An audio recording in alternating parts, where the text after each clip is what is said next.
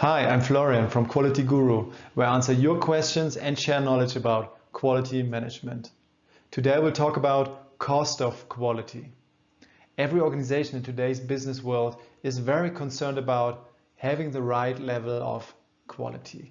Because if they don't, they will face additional cost, they will lose the trust of their customers, they will lose market share, and finally they can be even losing their whole existence and be out of the market.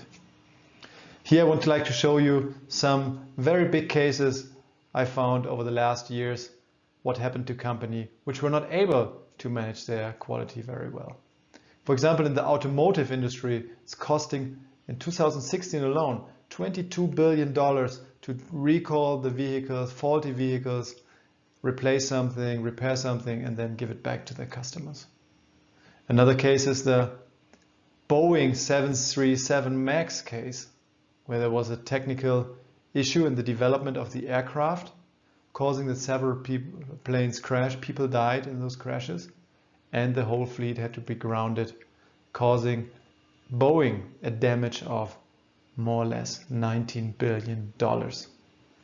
And another one is in the healthcare industry, which is very concerning for everybody of us, is that the WHO, the World Health Organization, pointing out that every year 2.6 million people die under the consequence of failures of doctors, medical mistakes. So some doctor is giving a treatment, it's not giving the right treatment, it's giving the wrong treatment, causing damage and leading to the death of the patient.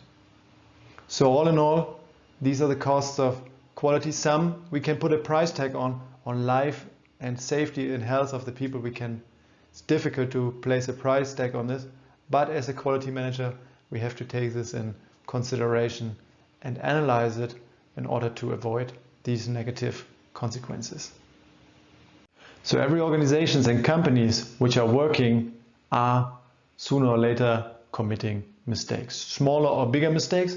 But as there are people working in the organizations, those people tend to make mistakes because we are people and we are not perfect.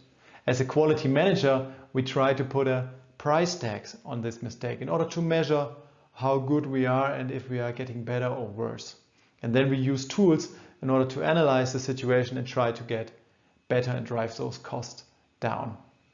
So we can categorize our cost of quality into two major categories. One is the money I spend to ensure that my product is conforming with the requirements, and then the money I have to spend because my product or service is not conforming.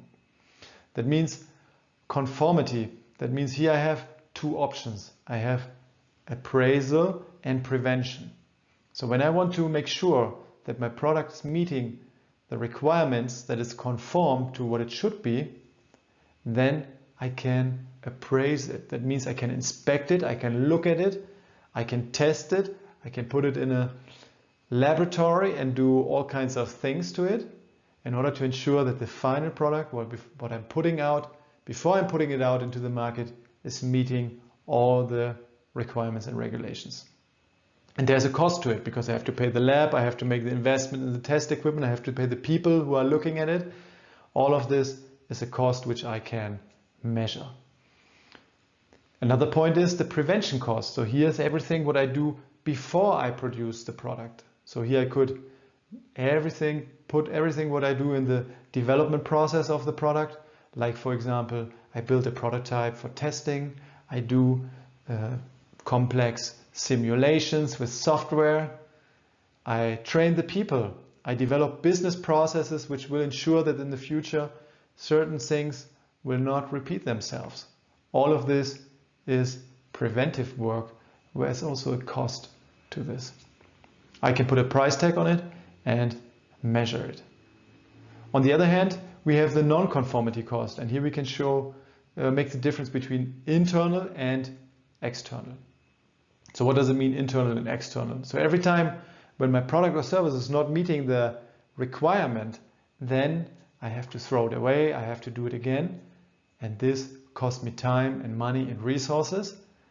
And if I, for example, find the failures inside my organization, then I could categorize it as an internal cost.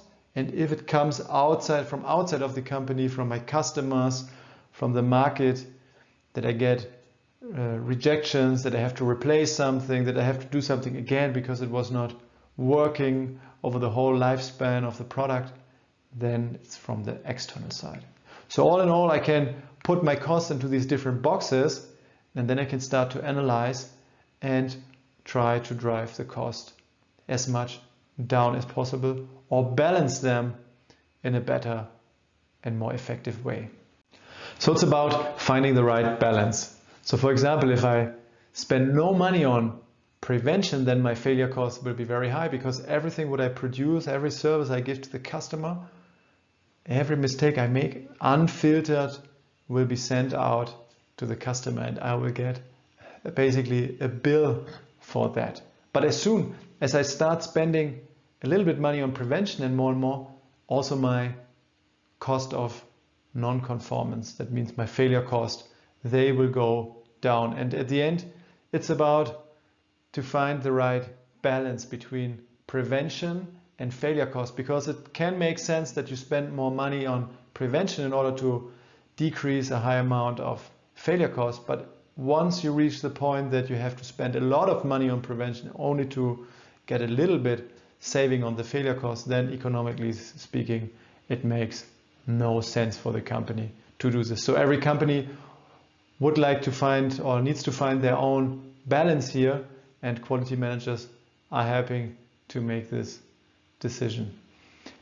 Of course, this gets more and more complex if health issues and life and safety issues are involved. So I don't go now here deeper into this, but it just should show that we can measure the cost of our failures of our organizations systematically, put them into categories and analyze them, drive them down, find the right balance between prevention and failure cost in order to optimize our business and be competitive on the long term.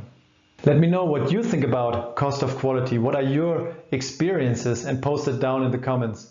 I'm really interested in reading what you are thinking, and I see you in the next video.